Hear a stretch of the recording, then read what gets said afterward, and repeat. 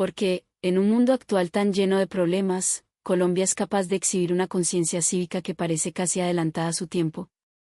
Porque cada vez más medios de comunicación extranjeros e influencers de renombre, que llegan armados con los prejuicios sembrados por las series de narcos, se van de este país con una mezcla de asombro, conmoción y hasta lágrimas en los ojos. En los reportajes especiales de la televisión suiza RTC, descubrimos una y otra vez que Colombia no solo es un gigante emergente en innovación y cultura, sino que, en la moral social y en los detalles más pequeños de la vida cotidiana, está estableciendo un nuevo estándar para el mundo. ¿Qué hay detrás de estas historias? Hoy los llevaremos a un viaje profundo, a un reportaje especial sobre la sociedad colombiana, una sociedad que, contra todo pronóstico, se ha convertido en un faro de esperanza. En RTS, hemos explorado fenómenos sociales en todos los rincones del planeta, pero la conciencia de los ciudadanos colombianos siempre nos deja sin aliento. Recientemente, un reportaje en profundidad sobre la moral social en Colombia generó un debate candente entre nuestra audiencia, y los índices de sintonía se dispararon. Hoy, vamos a desvelar la historia detrás de esa investigación. No olviden darle me gusta y suscribirse para apoyarnos a seguir adelante. Este es el reportaje especial sobre cómo la sociedad colombiana le está enseñando al mundo una nueva forma de ser. Mi nombre es Simon Ren, corresponsal en el extranjero para RTS. En una tarde fría y melancólica de otoño en París, mientras el último rayo de sol tibio se derramaba sobre el río Sena, recibí un correo electrónico de mi editor jefe en la sede central, Alan Harris. Simon, tu próxima misión ha sido aprobada. Nos vamos a enfocar en el civismo ejemplar de Colombia. Al principio, la propuesta me llenó de un escepticismo casi agresivo. Colombia. Para un periodista como yo, especializado en reportajes de alto impacto sobre redes criminales, ese nombre evocaba imágenes de peligro, corrupción y desconfianza. Mi mente, moldeada por años de cubrir las facetas más oscuras de la humanidad y por el eco incesante de las producciones de Hollywood, no podía concebir que mi siguiente trabajo fuera sobre la bondad de la gente en el epicentro mundial del narcotráfico de los años 80 y 90. Una sociedad ideal en el siglo XXI, y precisamente allí sonaba a una broma de mal gusto o a una campaña de relaciones públicas muy bien financiada.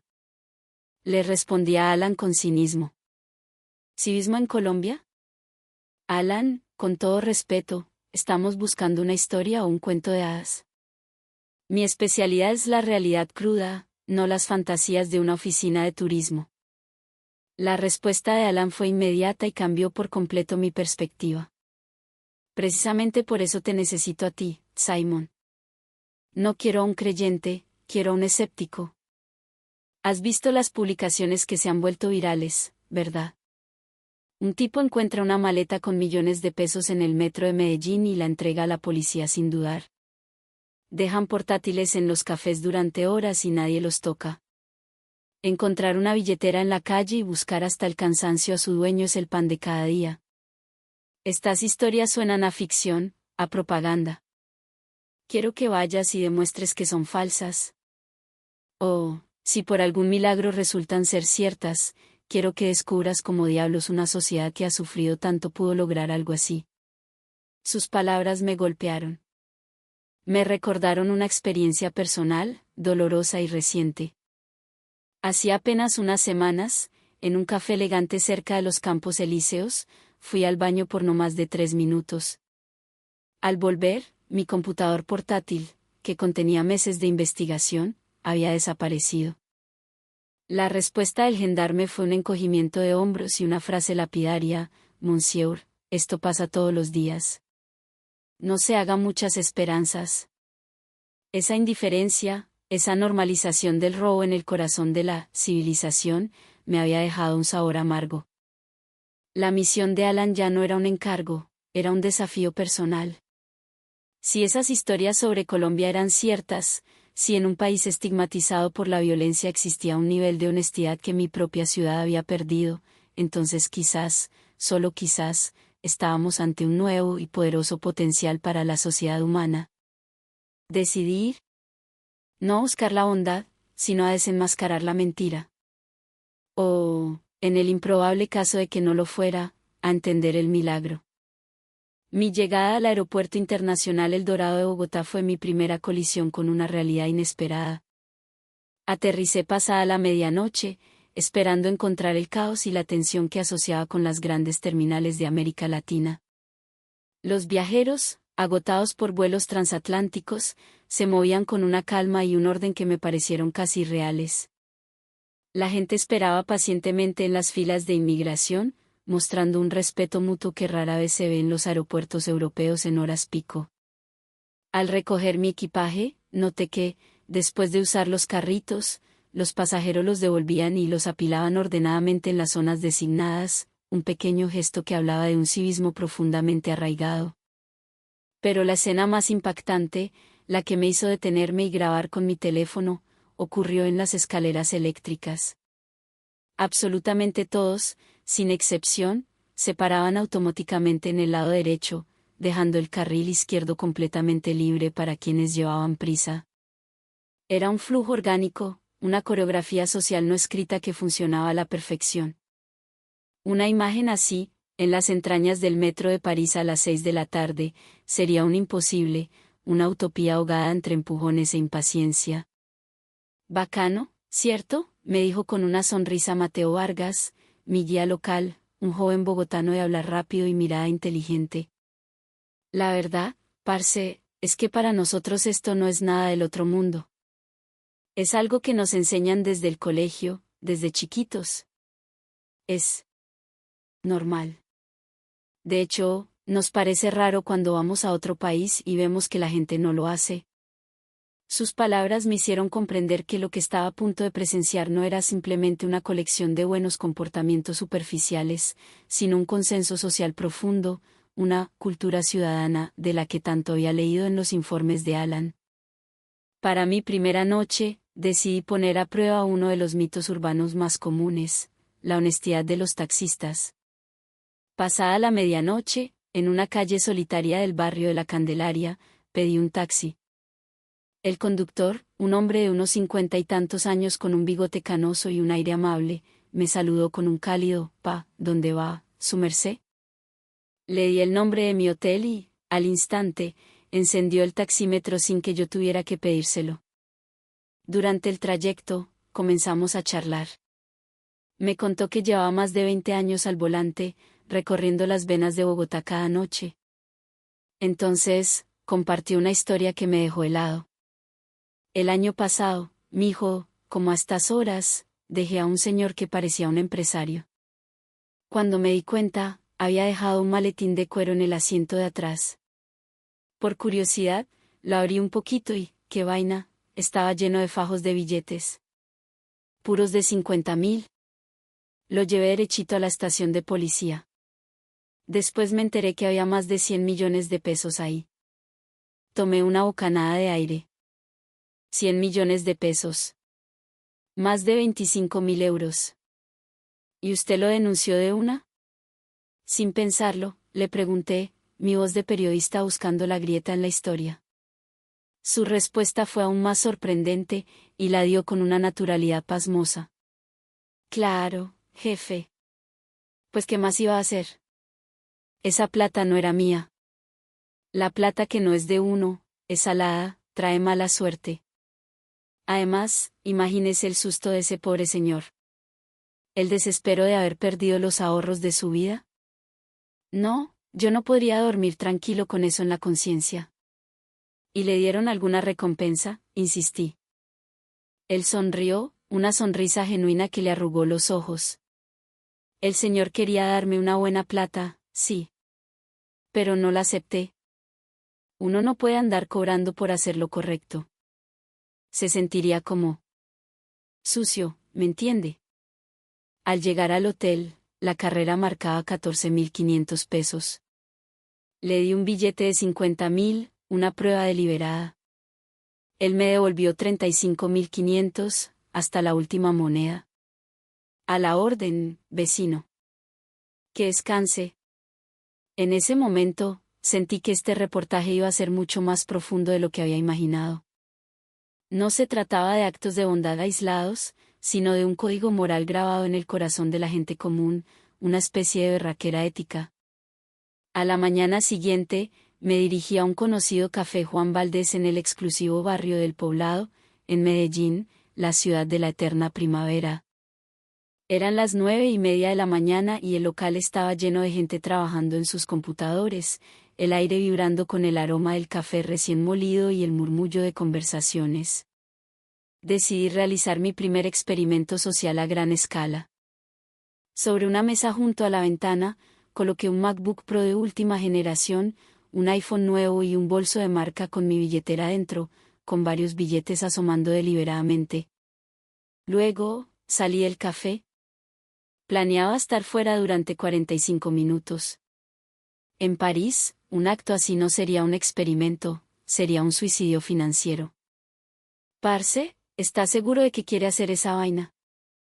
Es dar mucho papaya, me susurró Mateo, mi guía, con genuina preocupación. Papaya era la expresión local para referirse a dar una oportunidad fácil para que te roben. Esto es exactamente lo que vinimos a verificar, le respondí, tratando de sonar más seguro de lo que me sentía. Nos sentamos en un pequeño restaurante al otro lado de la calle, desde donde podíamos observar la mesa sin ser vistos. Los 45 minutos más largos de mi vida. Cada persona que pasaba cerca de la mesa hacía que mi corazón diera un vuelco. Vi a un mesero limpiar la mesa de al lado, a una pareja sentarse cerca, a un grupo de estudiantes pasar riendo. Nadie tocó mis cosas. Cuando regresé, la escena que encontré me dejó literalmente boquiabierto. No solo todo estaba intacto, exactamente como lo había dejado, sino que había algo más. Alguien había colocado servilletas de papel formando una especie de barrera protectora alrededor de mi portátil. El barista, un joven con una sonrisa amable, se me acercó y me explicó. Ah, señor, fue una cliente. Vio que la mesa de al lado pidió varias bebidas frías y le dio miedo que el sudor de los vasos fuera a mojarle el computador. Entonces le hizo ese murito. Me quedé sin palabras. Esto iba más allá de la simple honestidad de no robar. Esto era un acto proactivo de cuidado por la propiedad de un extraño. Una cultura de protección mutua. Mi asombro debió ser evidente, porque el gerente de la tienda se acercó, intrigado. Le expliqué mi experimento. Su reacción fue lo que más me impactó. ¿Sabe, señor? Es curioso. A menudo vienen turistas extranjeros y hacen cosas así. Al principio no entendíamos, pero luego nos dimos cuenta de que están probando la honestidad de Colombia. Pero, ¿qué tiene de raro? ¿No es esto lo más básico? Cuidar las cosas del otro es, pues, lo normal. En sus palabras sentí una verdad profunda. Para ellos, este nivel de civismo no era una actuación, no era algo extraordinario digno de un reportaje. Era la normalidad. La base sobre la que construían su día a día. Y eso, precisamente eso, es la verdadera marca de una sociedad cívica ejemplar. Al día siguiente, me subí al metro de Medellín en plena hora pico.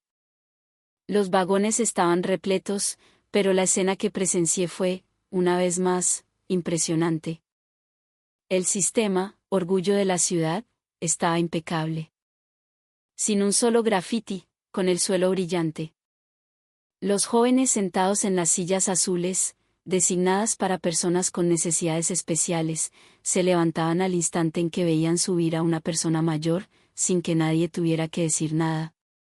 Vi a un hombre cederle su puesto a una mujer embarazada, y cuando el tren se sacudió, varias manos se extendieron para ayudar a una anciana a mantener el equilibrio.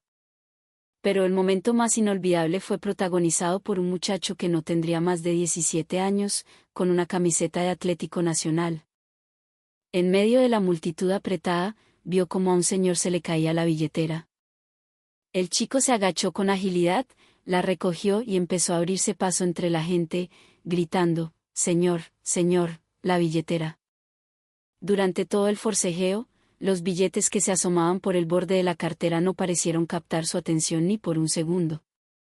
Lo seguí cuando se bajó en la siguiente estación y logré alcanzarlo para entrevistarlo. ¿Por qué decidiste devolverla de una forma tan natural?, le pregunté. El chico me miró con una expresión de genuina confusión, como si mi pregunta no tuviera sentido. Pues, porque es lo que toca hacer, ¿no? Si se me cayera a mí, me gustaría que alguien hiciera lo mismo. Su respuesta, tan simple y tan lógica, contenía una verdad inmensa. No se trataba de un acto de heroísmo individual, sino del reflejo de un contrato social basado en la confianza y la empatía. Ese atardecer, mientras caminaba por las estrechas callejuelas de un barrio residencial en Envigado, noté algo que en Europa sería impensable. Delante de las puertas de muchas casas, en los pasillos comunes, la gente dejaba sus zapatos, paraguas, e incluso algunas herramientas o juguetes de niños. En París, eso sería una invitación abierta a los ladrones. Toqué el timbre de una de las casas. Una mujer de unos 30 y tantos años, ama de casa, me recibió con una calidez que me desarmó. A la orden, vecino. ¿En qué le puedo ayudar? Le expliqué que era un periodista suizo y le pregunté si no le daba miedo dejar sus pertenencias afuera. Su respuesta me dejó atónito. ¿Ah, esto? No, para nada. Llevamos viviendo aquí 15 años y jamás se nos ha perdido ni un alfiler. Entre todos los vecinos nos cuidamos las vainas. Además, y aquí su voz se suavizó, si alguien se lo llevara, seguramente es porque lo necesita mucho más que yo, ¿no cree? Esa última frase me golpeó profundamente. Esto ya no era solo confianza, era una compasión que trascendía el concepto de propiedad, una forma de humanismo práctico y radical. Al cuarto día de mi trabajo, mientras entrevistaba a unas personas en la Plaza Botero, rodeado por las voluminosas esculturas del maestro, un aguacero torrencial se desató de repente. La gente corrió a buscar refugio, abriendo sus paraguas. Y entonces, una vez más, ocurrió la magia. Vi una y otra vez cómo personas con paraguas se acercaban a completos desconocidos que se estaban mojando para ofrecerles compartir el refugio.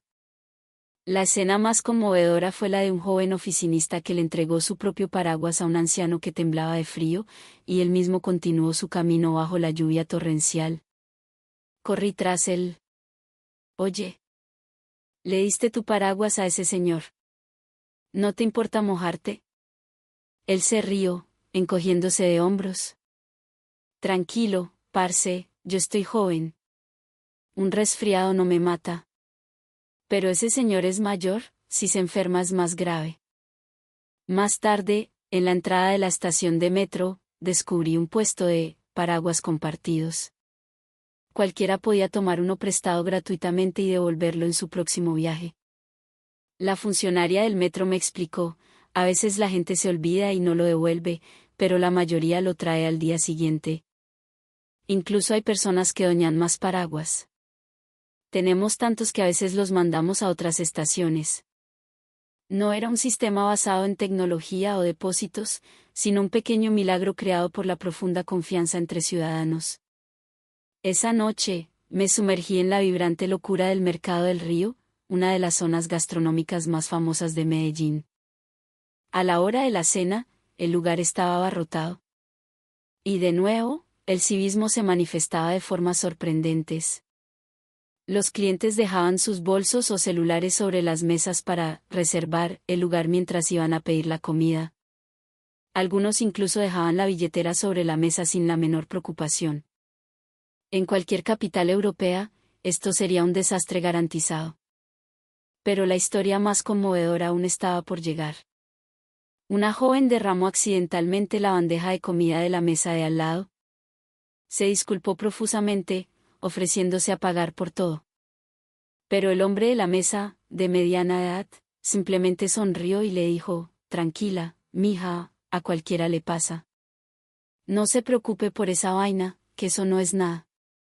Uno de los dueños de un puesto de comida me lo confirmó, parce, llevamos aquí desde que esto abrió y nunca se ha perdido nada. Los clientes de aquí son gente muy bacana. De eso nos sentimos orgullosos. A las 11 de la noche, entré en una tienda de conveniencia 24 horas, una institución en Colombia. Allí presencié otra manifestación de conciencia cívica.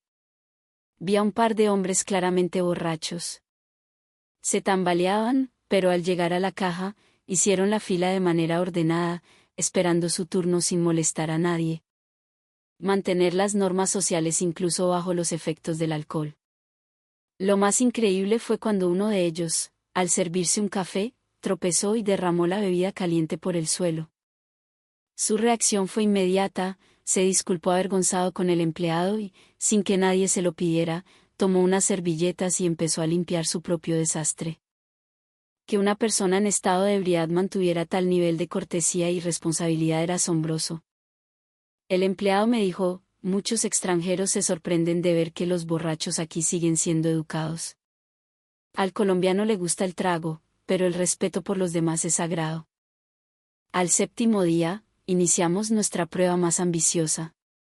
Decidimos dejar caer, accidentalmente, billetes por un valor de 500.000 pesos colombianos en varios lugares de Medellín. El primer lugar fue el Parque Lleras, a las 10 de la mañana. Quien encontró el dinero fue una joven de unos 20 años. Lo recogió, miró a su alrededor buscando al dueño y, al no encontrar a nadie, se dirigió directamente a un puesto de policía cercano. La seguimos. ¿Por qué no te lo quedaste? Nadie se habría dado cuenta, le pregunté. Porque no es mi plata, respondió de forma cortante, como si fuera obvio. El dueño debe estar desesperado ahora mismo.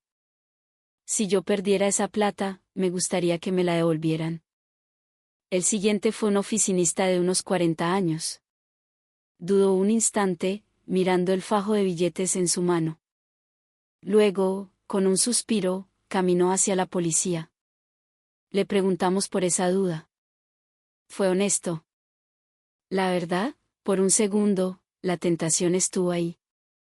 Soy humano. Pero la conciencia no me habría dejado en paz. Y con tantas cámaras por todas partes. Pero lo más importante es pensar en la angustia del que lo perdió. No, no podría. Esa noche, un anciano de unos 60 años, cuya ropa humilde sugería que no tenía una vida fácil, encontró el dinero. Sin la menor vacilación, lo llevó a la estación de policía. Le preguntamos por qué, si su vida parecía tan difícil. Suspiró. Mijo, entre más viejo uno se pone, más honesto tiene que ser. Hay que darle ejemplo a los pelados. La vida es dura, sí, pero esa plata no es de nosotros. Si me la quedo, quizás vivo bien un día, pero mi alma queda intranquila para toda la vida. Sus palabras me conmovieron. No era solo honestidad, era una responsabilidad moral transmitida de generación en generación. Pero la última prueba fue la que nos dejó en estado de shock. Dejamos caer el dinero cerca de la estación de metro de San Antonio. Un hombre de mediana edad lo recogió y lo llevó a la policía.